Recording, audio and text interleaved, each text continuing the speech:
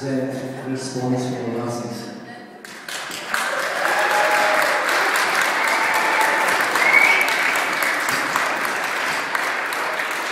Thank you very much. I'm sorry, I have to take my shoes off because inevitably on the sleeping floor I probably would have fallen over. For those of you who don't know me, my name's Kath. I used to work with Malcolm. When we went out for a night out a few months ago, he said to me, "Oh God, do you want to do a speech on my parents' night?" I thinking it would be a sort of dinner party sort of affair. I then realised it was a £38 a head sort of event. I didn't need to worry though, because Malcolm and his brother said to me, and this might sound like a disclaimer, that's because this is a disclaimer. They said to me, "Don't worry, Kath, we've written it all." Just think on that before you listen to what I have to say from now on.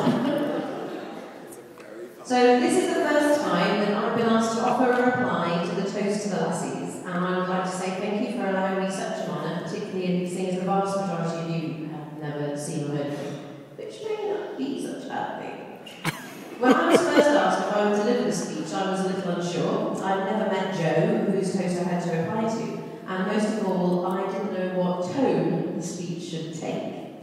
Again, I would like to add the disclaimer, seeing as I was advised entirely on this by the MacDougall.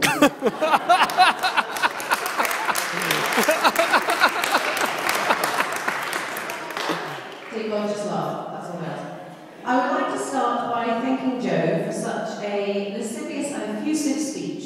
For those of you who don't know Joe, he was blessed with a massive cock. Fortunately, the priest doing the blessing got 5 years, so that's reassuring for us today.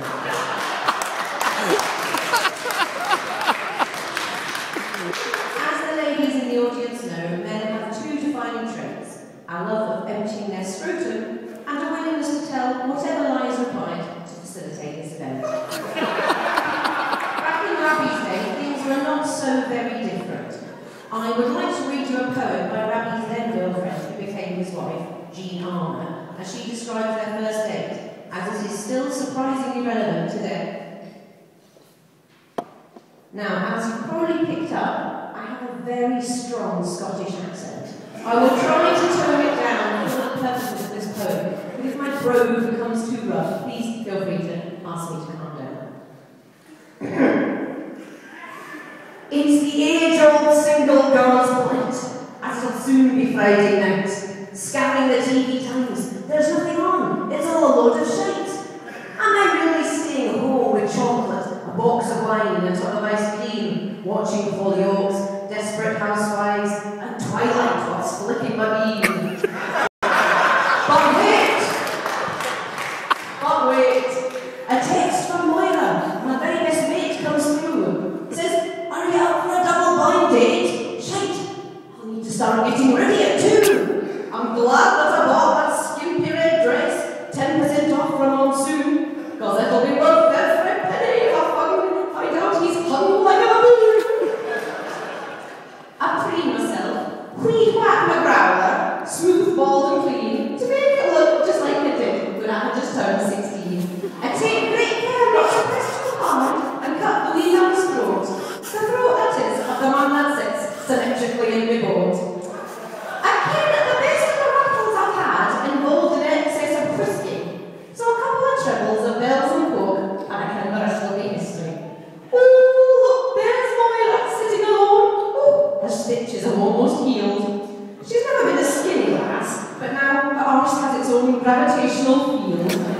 Bless her, her best chance of a poke tonight is with beer goggles and a bit of a flirt. Is she wearing a gazebo? Oh, dear God, I think it's a skirt. She really is repulsive enough to make an onion cry, with her massive gunt swinging doom past my great thigh.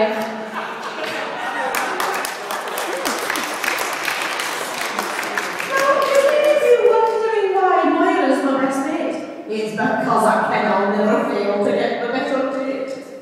So, where are these lovely boys then? They should be here by now. Oh, Moira's sheepish. She sent a photo. The real one, stupid cow. So here's us 2 stood up alone. Oh, what a terrible waste. Like a vintage, grand, delectable wine that no one plans to taste. But 2 women stood here on their own. Men are beginning to stare. and yon two in particular are making me despair. I can see from over here that one is erect like a sentry, and with a slug to his mate. I fear they're going to try for a double entry. Oh shite, they're on their way over, and Moira's off for a pee. One of the pails from East Kilbride, not a pleasant sight to see. Are you wanting a dance then, sweetets? Lectures the laddie from East Kilbride.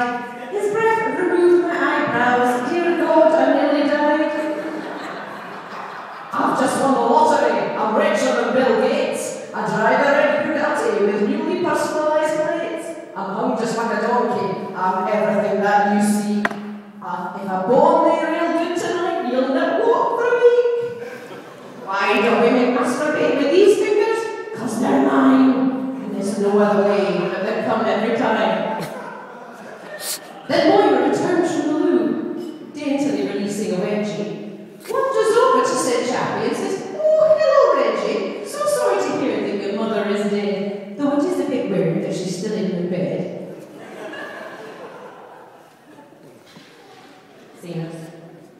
How is your transport?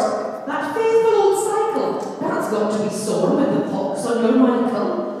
Nice you're out of prison, although as a rule, it doesn't count as a date picking them up from their school. Revolted, I took one step back. Sadly, he took this as a sign to lunge from a crack. Now there is no way that I'm going down kissing and slapping on his pathetic, vinegary, warty wee gherkin. Oh, cursed bubonic Kilbride beastie, with grundy so damp soiled and yeasty. But life, like a river, can take a quick change of direction. His pal Rab, who had said nothing was worth an inspection, he whinks up his kilter, may I start to mist. It's like a small child's arm with a haggis in its fist.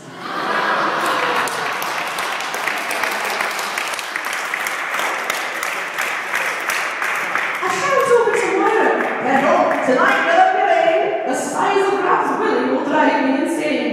In moments of grace and unlicking my lips, I was on that kahuna like a dog of hot chips. Now, there comes a time in every woman's life to settle down, so I became Rab's wife. So heed all my words and didn't believe all men shite. Listen to your ugly pal Moira, she's probably right. The path of love never runs true.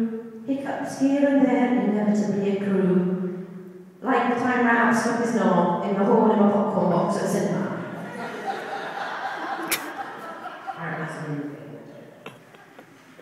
But as my Rab infamously said, love is like a red, red rose that's newly sprung in June. Or your love is when you're on the rag and take it up the room.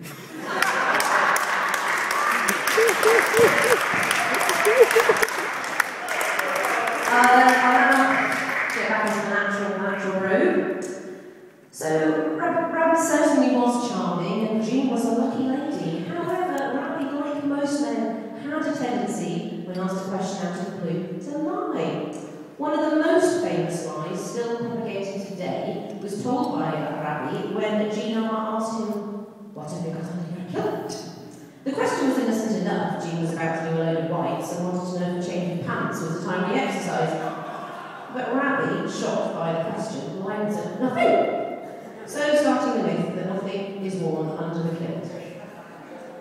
Could I ask at this point that all members of the NGS please stand up?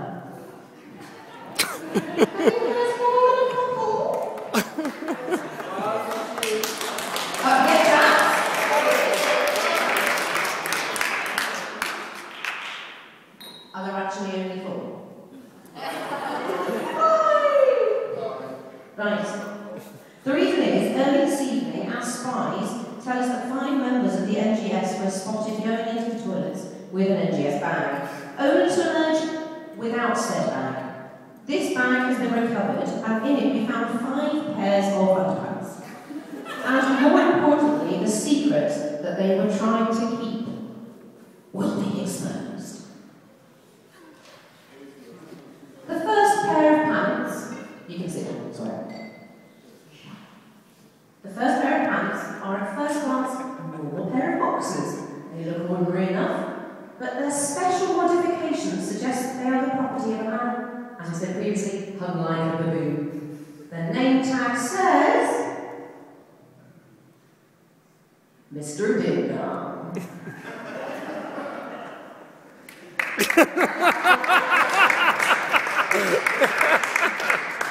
The second pair are wet. They have several urine stains or toilet medals, and there are skid marks demonstrating that they belong to a man with serious lack of anal tone. The name tag says Joe McGill. Poor Joe must have been that blessing. Let's have a good shot of the toilet medals where we are. The third pair are at least dry and, from the looks of them, clean. Nice soft cotton.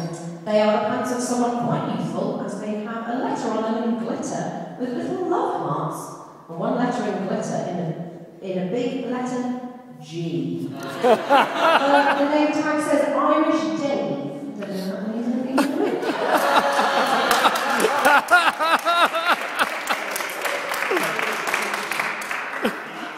The next pair are expensive, designer, high quality. They are obviously the pants of someone of excellent taste and sophistication. The name tag says Karen Rustworth. Mr. Tally-ho! They are, however, women's pants.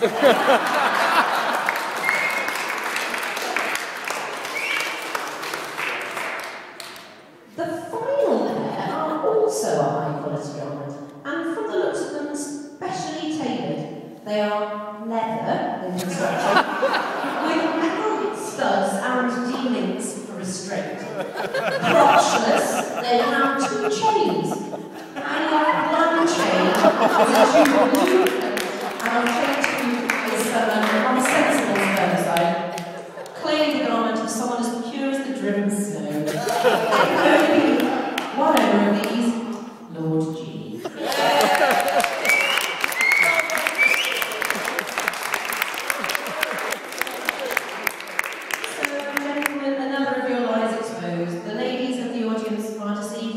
Far less often than you think. We just choose to turn a blind eye to them because we often don't really want to deal with the sordid truth. We are prepared to turn a blind eye to your naughtiness, well, perhaps with the exception of Rab's hole in the bottom of his popcorn box drink. But for all the rest of you, and on behalf of all the ladies, I would like to say we love you all. And I now ask the ladies of the room to join me. Oh, I've got a drink. Heaven forfend.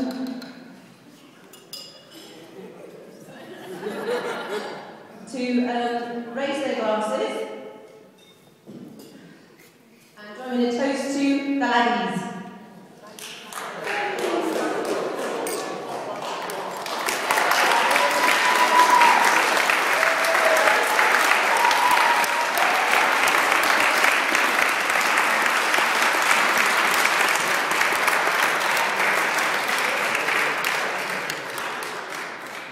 Ladies and gentlemen, thank you very much.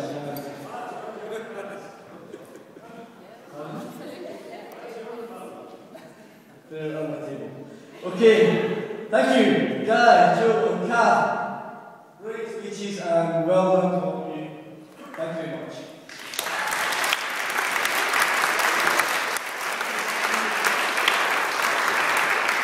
Okay, I just want to thank all our friends in the Assembly Rooms who did a fantastic job again. We've been here for a few years now and they've never let us down. Like that Piper, who sort of disappeared. We've been paid, so we've been some great. I'd like to thank our band who will come on in a few seconds. Once we've got the things and we'll be able to clear the way, health and safety and all that. And finally, thank you to all you folks for coming here tonight and enjoy the rest of your night. Great to see you. Woo!